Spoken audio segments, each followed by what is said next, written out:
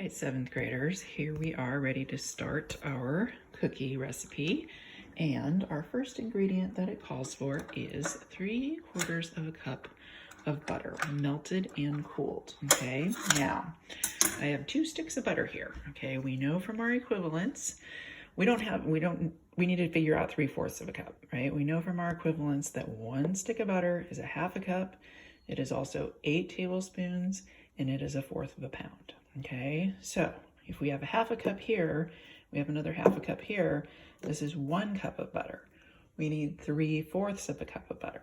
Okay, so if each one of these is 1/2 of a cup, which it is, both of them together are 1 cup.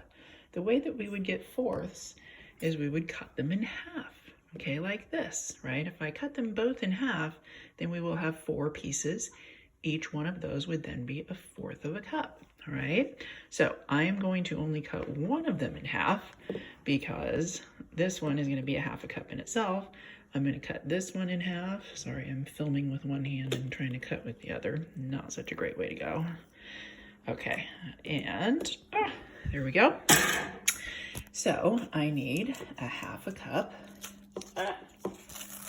Sorry, pulling this apart. A 1/2 a cup here plus 1/4 of a cup here is 3/4 of a cup, because all we are missing is this other 1/4 of a cup. That's going to go back in the refrigerator. Okay, so now I'm going to put these into a bowl and melt them in the microwave and then let that melted butter cool so we can move on with our recipe. All right, so here is our 3/4 of a cup of butter that I have melted and let cool. It does not need to cool to the point where it's completely solidified again, but we want it to be cool so that it's not hot anymore and it's not going to melt our sugars. Now to our butter, we need to add a cup of brown sugar. Can you see the brown sugar? Come over here. And when you measure brown sugar, you want to make sure that you pack it down, okay? Also notice we are using our dry measuring cup because brown sugar is not a liquid ingredient. Then that's going to go in there. Now, we also need a 1/2 a cup of regular granulated white sugar. So we are going to scoop that so that it's overfilled, and then we are just going to level it straight back into our container so that we have exactly a 1/2 a cup. Now we are going to mix this together, and you could do this in an electric mixer if you want to, but one of the things we always want to remember when we are making cookies is we do not want to over mix at any stage. Okay, so we are just going to mix this until our sugars are mixed in with our butter, and then we are going to stop stirring. Okay, now the next thing that we need is 1 egg. To stay here, 1 egg plus 1 egg yolk. All right, so the first thing we are going to do is learn how to separate an egg. So we are going to crack the egg on the counter once, give it 1 good crack, and then when you open it up, open it carefully. Oh, it's shot a little bit, sorry. Open it up carefully so that the yolk stays in the shell, and then just let that white run into the bowl. I'm just using the same bowl I used for my melted butter because all these ingredients are going in the same place. Okay, so now I have the white in the bowl and I have the yolk separately, and I can use that yolk. Okay. All right, now in this bowl I have my 1 egg plus my 1 egg yolk, and I'm going to pour those in to my sugar mixture.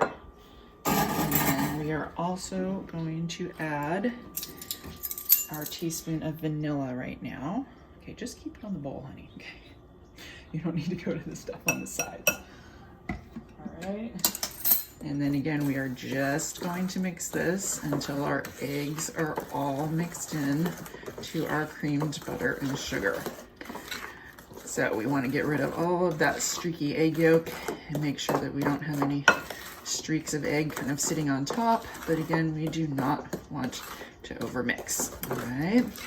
So that is our first bowl. Now we are going to set that aside, okay? Because our next step in cookie making is always to combine our dry ingredients in a separate bowl. So the first thing that we are going to measure is our flour. Okay, so we're going to stir it and we're going to scoop it into our measuring cup again so that it's overflowing. Okay, now our recipe calls for 2 1/8 cups of flour. So there's 1 and 2. Okay, stay focused there for a second. All right, now My problem is the 1/8 of a cup of flour, because my dry measuring cups, I have 1 cup, I have a 1/2 a cup, I have a 1/3 of a cup, and I have a 1/4 of a cup. I do not have an 1/8 of a cup. So that's a problem, but it's really not a problem because we know our equivalents. Because I know my equivalents, I know that a 1/4 of a cup, I'm going to take these away, a 1/4 of a cup right here is equal to 4 tablespoons. So if a 1/4 of a cup is 4 tablespoons, and I need an 1/8 of a cup, an 1/8 would be 1/2 of a 1/4. If 4 tablespoons is a 1/4 of a cup, that means 2 tablespoons would be an 1/8 of a cup. So I'm going to do 1 and 2. All right, and then 2 are flour. So this is 2 and 1/8 cups of flour. We are going to add a 1/2 a teaspoon, keep it down here, which is this one right here, of baking soda. All right, and we can level that right on the box. That's why the box is made this way, so you can level right there, okay? Oh, it's chunky. No, just, honey, stay still, okay? Right there. Now, we also need a 1/2 a teaspoon of baking powder. And again, the container is made for the leveling. So we can level right there and put that in. And then the last thing that we need in here is a dash of salt. Now, remember, a dash is less than an 1/8 of a teaspoon. The smallest measuring spoon we have is a 1/4 of a teaspoon. 1/2 of that would be an 1/8. So a dash is even less than that. So I'm gonna put a little bit in my hand right here, and I'm just gonna literally take a pinch and put that in, okay? And then we are just gonna take a spoon and we're gonna stir this together just to incorporate the baking powder and the baking soda into the flour. Then we are going to bring back our first bowl and we are going to add our dry ingredients to our wet ingredients.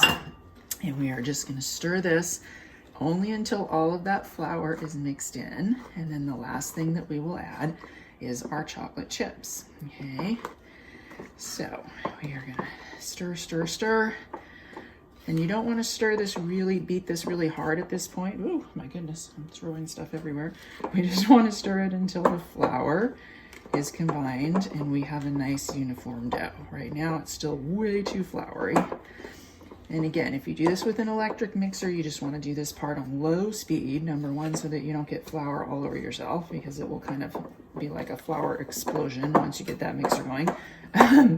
But it's good actually to do it by hand when you're first starting to do this so that you don't accidentally overmix. It's easier to overmix when you are using an electric, okay?